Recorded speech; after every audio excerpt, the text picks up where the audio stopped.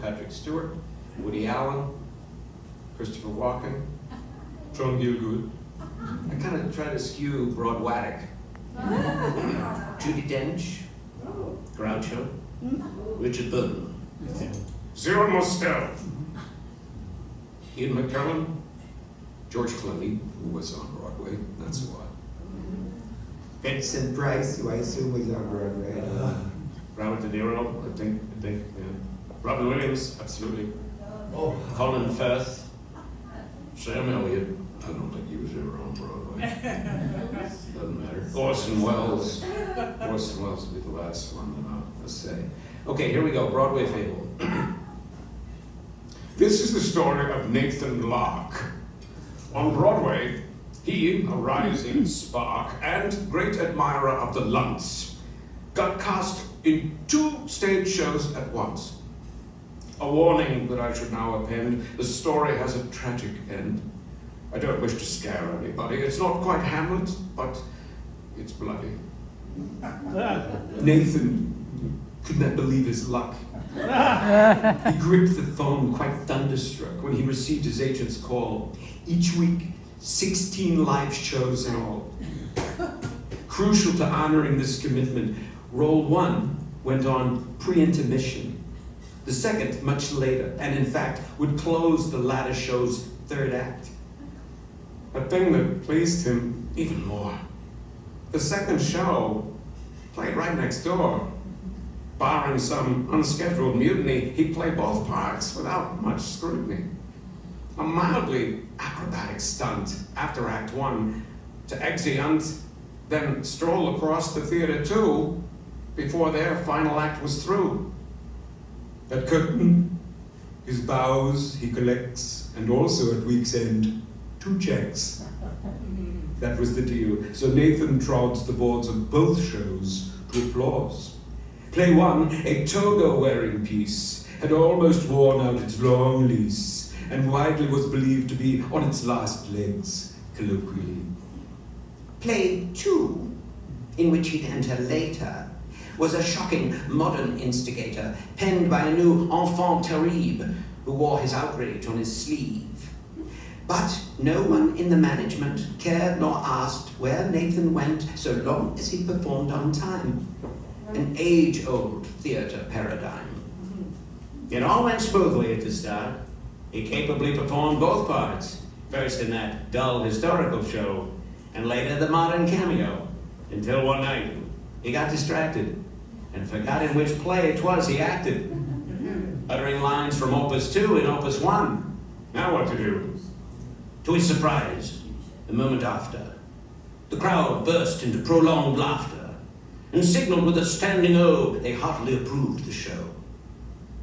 The producers didn't haw or hem. They knew this play had been condemned and now was salvaged from the knife.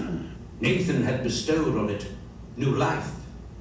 They gave him carte blanche to insert instead of what the script conferred. Whichever phrase, however blinkered, to put some life back in the stinker. Which Nathan happily did, though stunned that his mistake made him not shunned, but rather savior of the play. They even upped his weekly pay. He gladly honored their request, and in that first role, did his best to substitute some ill-placed line, which brought the house down every time. Whilst right next door, when he migrated, he did those lines as they were stated, and quite intentionally scripted, and from that practice, never drifted. Prosperous weeks passed, profits rose from patrons of both Broadway shows, and Nathan felt his life was charmed, and so proceeded, unalarmed. Improving in his initial bit, but in his second, doing just as writ. His confidence, once rather small, now rose with every curtain call. But a nagging thought began to rise, where most secret musings oft reside. If altering yielded such success, should he not put it to thorough test? What could it hurt? All stage actors flub. They'd probably just say, join the club. But on the other hand, what grand elation if a new goof conjured more ovations. And so he contrived thus to repeat the error that changed sour to sweet, to see if he couldn't get away with changing his lines in that second play.